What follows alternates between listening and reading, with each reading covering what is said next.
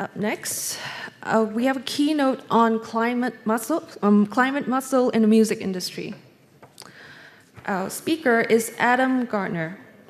Adam is the co-executive director of REVERB, a nonprofit amplifying the environmental movement by harnessing the power of live music.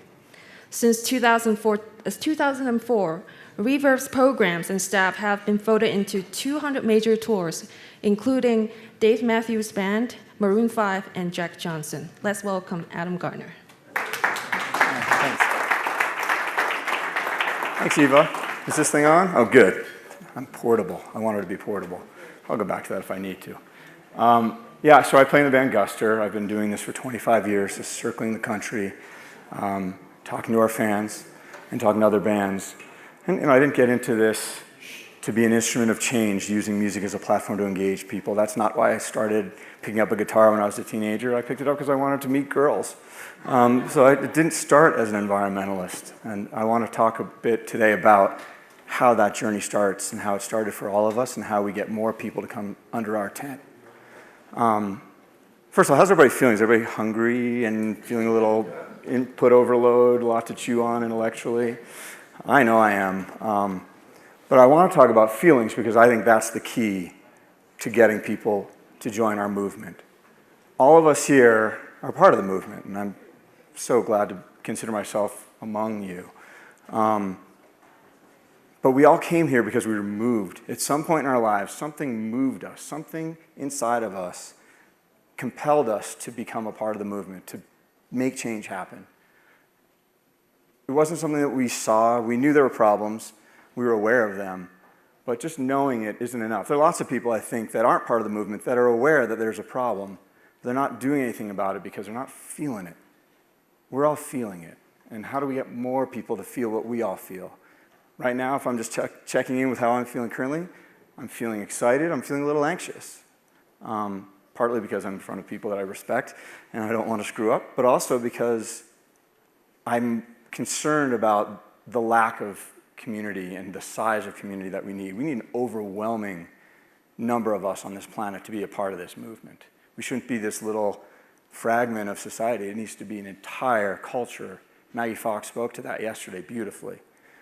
So a lot of what REVERB does is actually using music as a cultural way to integrate environmentalism into who we are as people.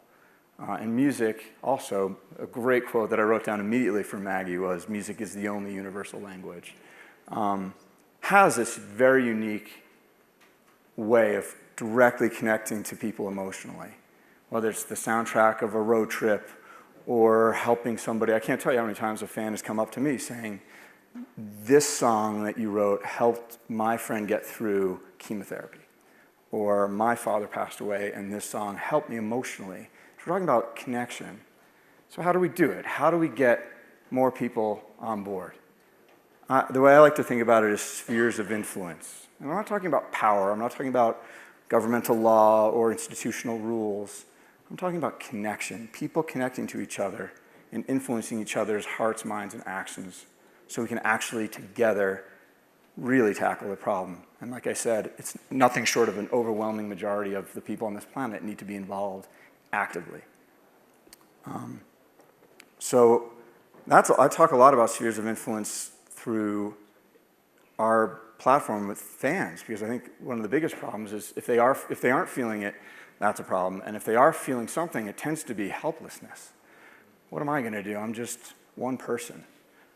So a large part of what we do is talking about that to people and saying, no, look at what we can do together. Okay, Dave Matthews Band fans, there are 1 million of you on one email list.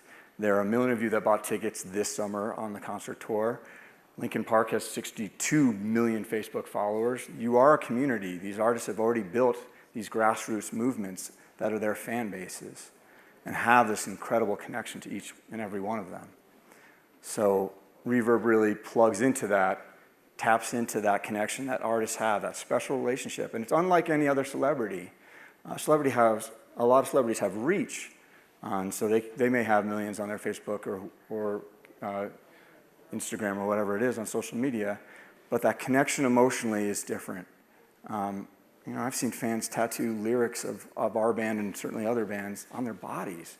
They're connected in a deeper way and want to actually hear the message. And if it's put forth in a positive and enthusiastic way, that becomes super contagious. And that's how we start building movements and really driving it forward.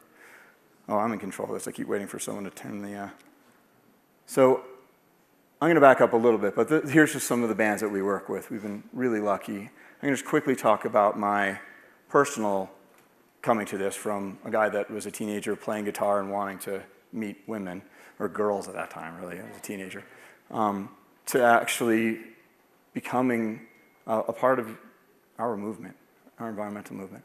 And, you know, sphere of influence. I was pulled into the tractor beam of my wife. She was the environmentalist. She worked for Rainforest Action Network, actually with Mike Brune, who's part of this week as well, Sierra Club. It was when I started living with her that I started living as an environmentalist, because I was living with one. And I loved her, so of course I was going to do the things that she was doing. I wanted to connect to her. But I think there are two things that were in play there. She had a system in place that was easy for me to plug into, and emotionally I was connected to her and the reasons why she was doing it. And that's what we do with bands.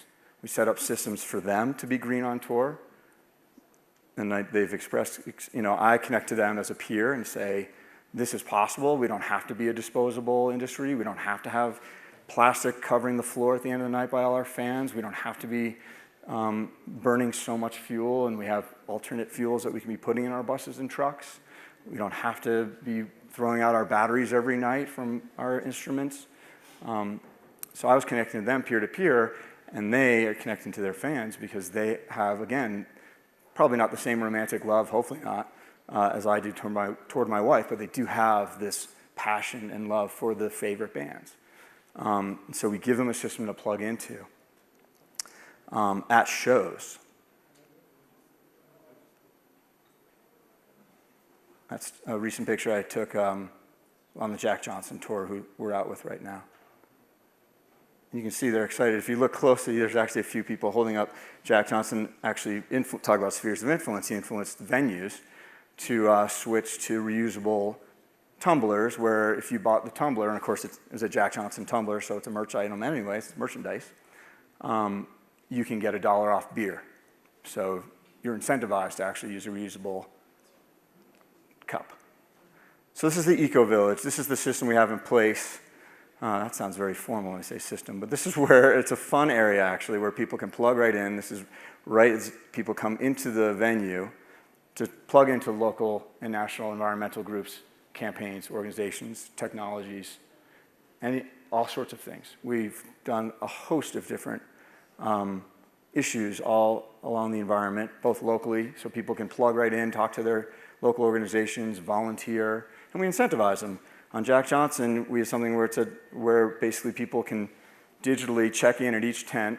We call it a passport program. It's like getting a stamp, but we do it digitally. And they automatically qualify to getting the best seats in the house, where we actually set up 2 chairs kind of like this right on stage, and you get to watch Jack Johnson for participating. So making it fun, making it accessible, and then conveying that passion from the artist. Why? Why are we doing all this? Why does it matter? It's the Dave Matthews Band Eco-Village. So it's kind of like Trammell's Earth X with the Expo, except it's small and traveling. We set it up at each concert along our artist tour. So right now we're on tour with Dave Matthews Band. We're on tour with the Grateful Dead, now called the Dead and Company, Zach Brown Band, Jack Johnson, etc. This is the Dead and Company Village. So we brand it as the band. So it's coming from the artist. Reverb just helps deliver that message. That's Jack's Village. Here's some of the things you can do. Virtual reality, I'll show you a little bit later. We took members of Maroon 5 into the rainforest of Guatemala to look at illegal logging and its effects. And one of the members actually brought a 360 camera, and we had that out on tour with them, where fans could actually see through the eyes of their artist, feeling what they were feeling when they were looking at these rainforests. We track our actions. I'm going to move quickly here because I want to get to a video. So this is a recap video from last summer's Dave Matthews Band tour that we show the fans holding up a mirror. At REVERB, we're really of what proud that they we've been a part accomplished of the with the Dave band. Matthews Band Tour for 12 years. People are seeking us out. It's been really special to see sort of the growth of the program. Dave Matthews Band has kind of started that green touring revolution, and we've been so grateful to be able to do that with them. So it's all about smarter sustainability on the road. My name is Patty Villegas, and I am the on-site tour greening coordinator for the Dave Matthews Band. I work to implement sustainable practices and also engage fans on causes that are important to the band. The main components of the backstage greening are a comprehensive waste management system. We have recycling set up throughout backstage, and we have water stations in order to reduce the use of single-use plastic. This year we send all of our used solo cups to TerraCycle. They upcycle all of the cups into playgrounds for local schools or picnic tables. One of my favorite programs that we do on tour is the Farm to Stage program, where we source as much food as we can from small local farms in each city that we travel to. And usually one of those farms comes and picks up our food scraps at the end of the evening. For us, composting is great because most of our waste is in fact food waste. So it's great to, instead of sending it through a processing system, to just send it back to a local farm. I think it means a lot to the band and crew to have the local food. I think it gives people an attachment to where they are in a way that you don't always get. So we keep it cyclical and we keep it local. They work with their fans and encourage them to take action on site with REVERB. The fan support has been outstanding. They're enthusiastic. The volunteers are amazing and come back year after year and show after show on the same tour. They're so fun, they're so energetic, they really put their heart and soul into it. We have Nalgene bottles available for a donation to fans, and they can fill those up with water all evening, eliminating some of the disposable plastic waste on the ground at the end of the night. The bottles feature a rhino drawing that Dave himself drew, and each night we're also inviting a local wildlife conservation group out to talk about their work in the communities that we're visiting across the country. At the end of the tour, the band will take the money raised from the donations for the Nalgene water bottles and support rhino and other wildlife conservation projects. I'd say we're next to a poster on things that people want to get when they come to a show. It's really, really neat. We're able to support the community in a way outside of the fans all coming in and spending money here and there. It reaches the community in a different level, and that's really cool. We're always innovating together to create new programming, to reach out to fans in new ways, and help support local and national nonprofits. Not only have we had the success on tours year after year with Dave Matthews Band, we really look forward to doing whatever's next, both on and off the road.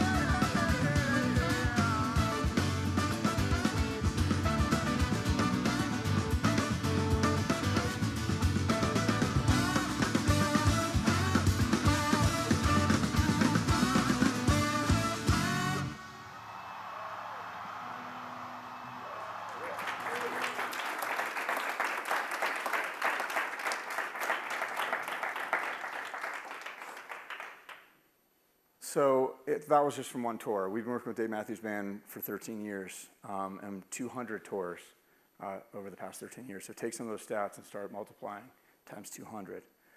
And here are some of those stats. Chip asked me to give you some of those, so here they are. Boring. Next. No, it is actually, there's some great stuff that's happening there for sure. But again, I think where it's at is hearts, minds, actions, bringing people under the tent. Of course we have to have impact too. Is this going to save the world? No, it's not. We need to get everybody under the tent working together. But it's a start. I just want to quickly, while I have a couple minutes left, go into an example of how we're actually bringing artists all together. I became aware of this just in the past couple of years about how illegal logging and musical instruments are actually, unfortunately, playing a role. So we started a campaign in partnership with the Environmental Investigation Agency out of DC called No More Bloodwood. The idea is that the illegal logging trade is similar to the blood diamond industry. So a bunch of musicians came together to pledge, because of course we're doing all these things on tour that you just saw in that video to be green, and then all of a sudden we find out the instruments, the very instruments that we're holding in our hands, expressing our music through, could be ripped out of a World Heritage Site by child labor. So it was alarming to say the least. We got a number of artists to join on board. I actually was called to testify to Congress, and I was able to hold, all these major artists in my back pocket saying, no, I submitted to Congress our pledge to not buy another instrument without asking where the wood's coming from, and supported the Lacey Act, which had been on the books for 100 years. So I went in there and let people know what the music industry thought about it, because unfortunately what brought it into the music industry is Gibson Guitar Company got busted for bringing in illegal timber from Madagascar. Hold on, I'm gonna stop for a sec. Can I? Yes. So I'm gonna show you a quick video. We brought members of Maroon 5 into the rainforest of Guatemala to actually show a positive story of how indigenous communities there were given concessions by the government for 25 years to sustainably harvest their own backyards where they were living for things like musical instruments and furniture and a number of things you'll see here. And again, this is about touching people through a massive band like Maroon 5 who has millions and millions of followers on an emotional level, to see through their eyes what we saw down there.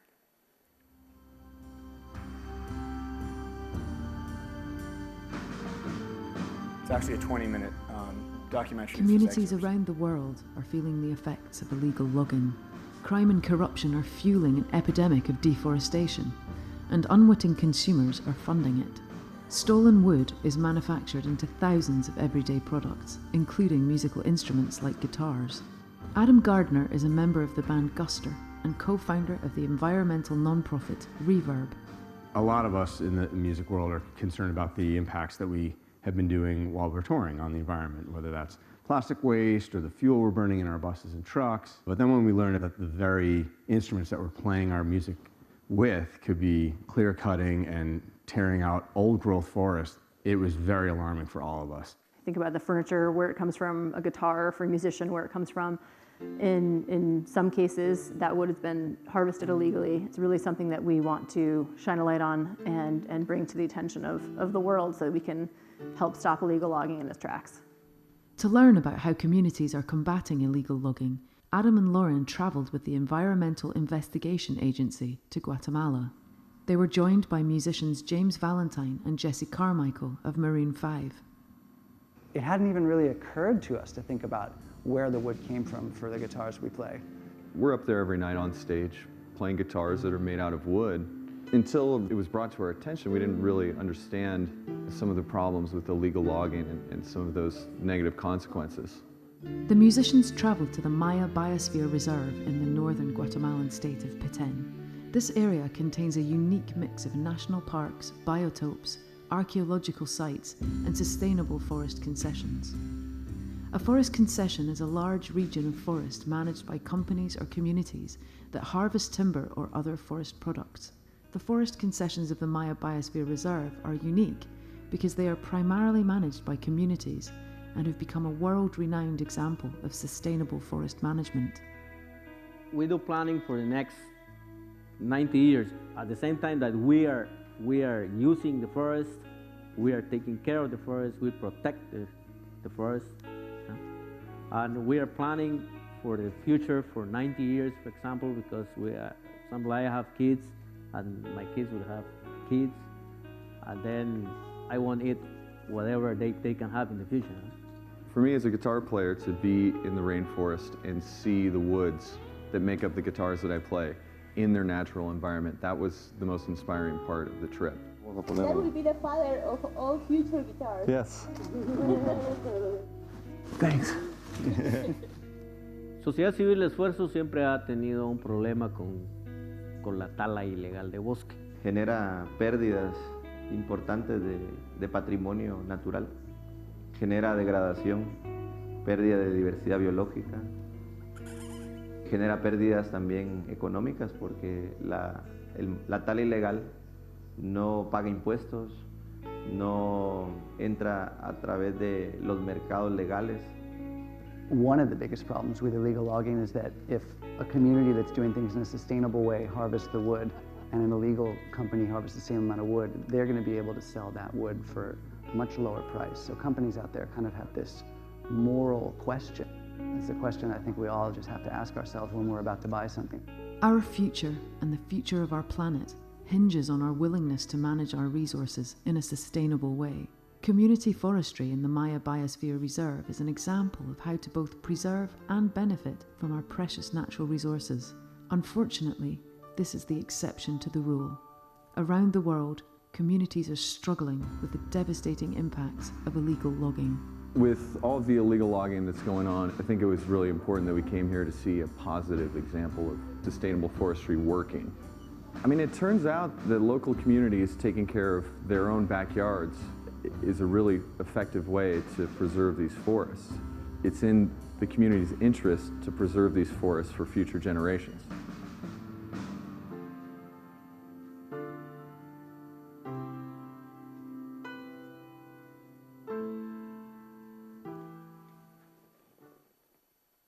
That's it. Thank you all. Thank you very much.